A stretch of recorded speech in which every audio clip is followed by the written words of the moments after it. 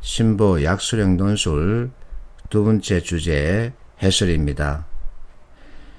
내가 이 논술을 작성한다면 나는 그 논술의 제목을 무항심으로 정하고 싶습니다.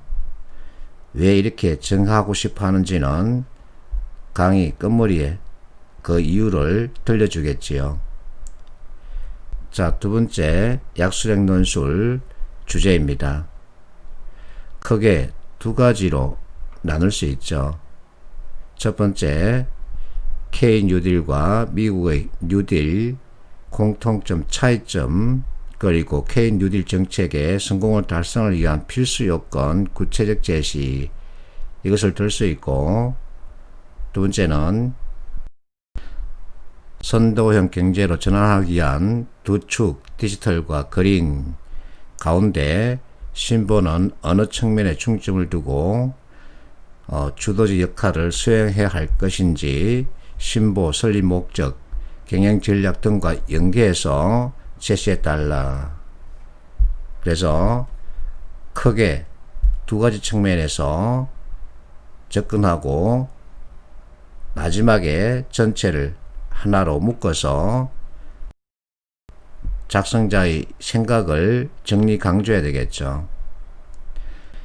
자, 글 작성 방향은 첫 번째 1번 내용 공통점 차이점에 따라서 필수 요건 이것을 언급해야 되겠죠. 두 번째는 이제 신보의 행동 방향에 대한 제시입니다.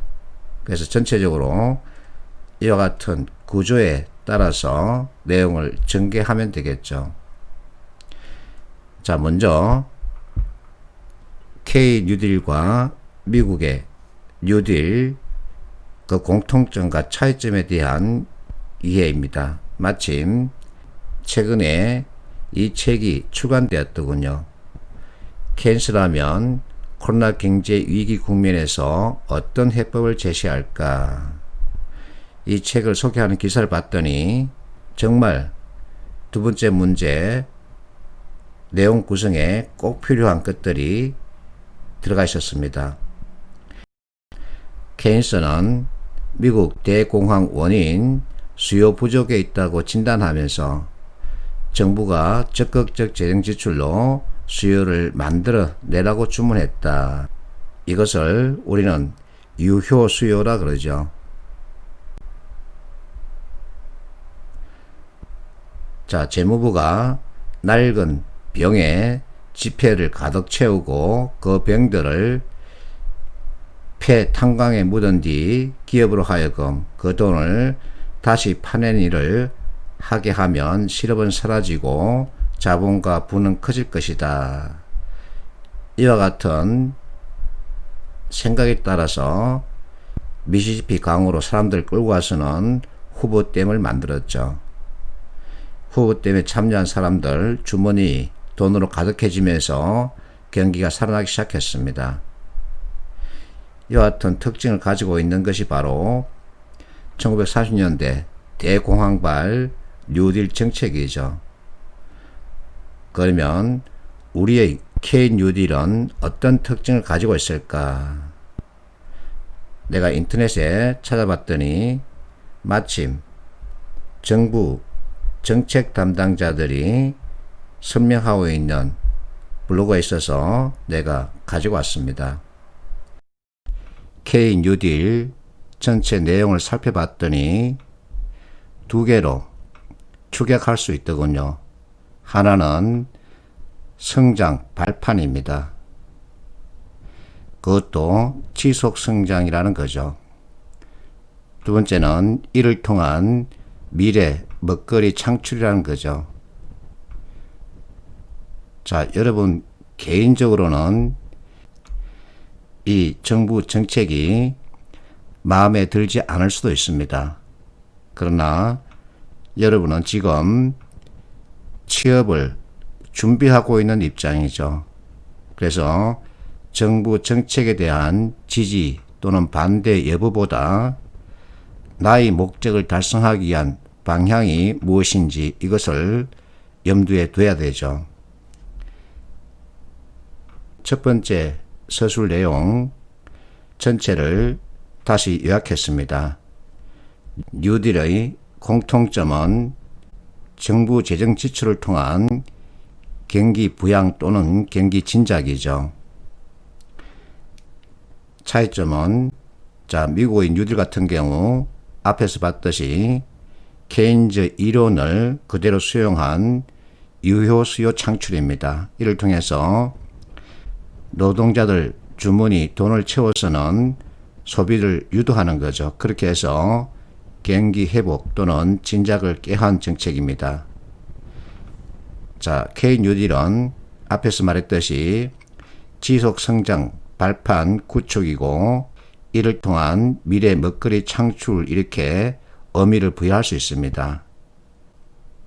그리고 케인 뉴딜 정책의 성공, 즉 달성을 위한 필수 요건을 제시해야 하는데 어쨌든 정부 정책은 정부만 뛴다고 해서 되는 게 아니죠. 그래서 국민, 기업, 정부 이처럼 삼위일체 관점에서 봐야 합니다. 국민의 지지와 호응을 이끌어내야 하고 기업 측면에서는 자발적 투자가 일어나야 합니다. 어쨌든 지금 정부가 펼치고 있는 이 K 뉴딜은 투자 관련 사업입니다. 그래서 투자 주체인 기업이 자발적으로 적극적으로 호응하는 이와 같은 동인을 가져야 되겠죠. 그러면 정부 입장에서는 이와 같은 국민의 호응과 기업의 자발적 투자에 대해서 적극적으로 지원하는 이와 같은 정책을 지속적으로 펼쳐야 되겠죠. 두 번째 서술할 내용, 디지털과 그린, 뉴딜 가운데 어디에 중점을 두고 신보가 주도적 역할을 수행해야 할까?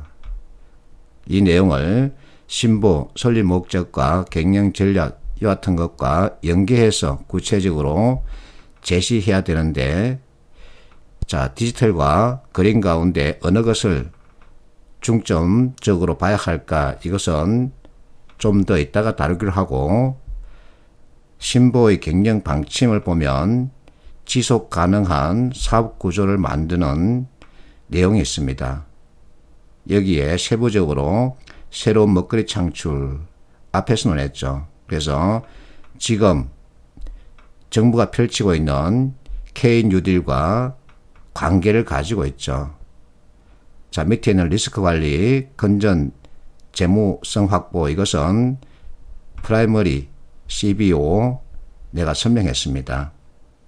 지금은 새로운 먹거리 창출 이 측면에서 논해야 되겠죠. 어쨌든 성장을 해야 합니다. 그런데 세계 경제가 저성장으로 가고 있다는 거죠. 이게 우리가 안고 있는 경제 환경입니다. 이와 같은 저성장 국면에서 어떻게 할 것이냐 이것이 주요 포인트죠.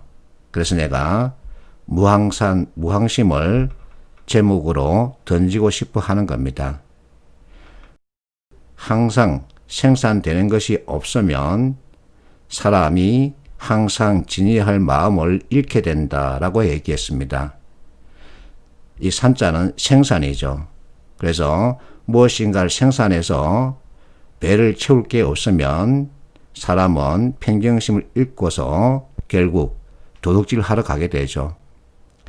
어쨌든 성장 동인을 만들어야 합니다. 앞에서 봤듯이 전체 저성장 국면에 빠져들고 있습니다.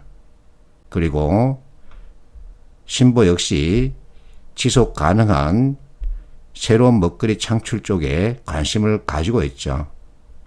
그래서 전체 성장 쪽에 초점을 맞추길 권합니다. 이와 같은 성장 동인을 확보하는 방법으로서 슌페터는 창조적 파괴를 말했죠. 그리고 유명한 솔로 경제학자는 기술 진보를 논했습니다. 그리고 다른 어떤 경제학자는 정치 사회 제도 개혁을 말했는데 지금 우리가 펼치고자 하는 K 뉴딜은 이 세 가지 전체에 맞물려 있습니다. 그래서 창조적 파괴를 통해서 새로운 것을 추구해야 하고, 기술 진보는 너나 없이 모두에게 숙명입니다. 그리고 정치, 사회, 개혁, 결국은 규제 타파 이와 같은 것을 들 수 있죠. 자, 신부가 물었습니다. 디지털과 그린 가운데 어느 것을 택해야 되느냐? 나는 디지털은 단기적 측면에서 보고 싶고, 그린 뉴딜은 장기적 측면에서 보고 싶어 합니다. 왜냐하면 그린은 아직까지 그렇게 잘 발전되어 있지 않습니다.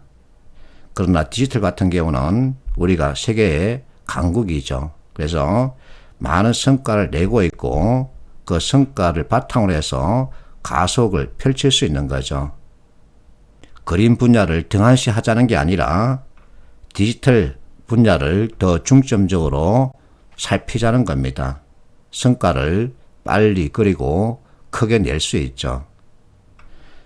이렇게 접근하면 이제 우리나라는 기술 우위를 확보하면서 많은 강소기업을 만들어낼 수 있는 거죠. 이와 같은 기술 우위, 강소기업을 많이 만들어내면 기업 자체가 생산을 담당하는 경제주체이기 때문에 생산을 높여서 소득도 높이고, 이 소득을 통한 소비 진작 역시 생산, 여하튼 선순환 구조를 구축할 수 있다라고 말할 수 있는 거죠. 그래서 나는 이번 문항의 논술 제목을 명자사상으로 정하고 싶어 하는 겁니다. 어쨌든 생산을 해야 합니다. 그래야만이 우리가 먹을 게 생기는 거죠. 그런데 이와 같은 생산은 지속 가능한 것이면 더욱 좋은 거죠. 어쨌든 여러분은 학생이고, 학생의 본분은 지식 학습이죠. 그래서 학교에서 배운 그 지식을 이 논술에 잘 녹여낼 수 있어야 합니다. 근데 그 많은 이론을 다 설명할 수는 없는 거죠. 그래서 이론에서 비롯된 개념 가지고 하나씩 이렇게 서술하면 여러분들은 좋은 평가를 받을 것입니다. 화이팅 하십시오.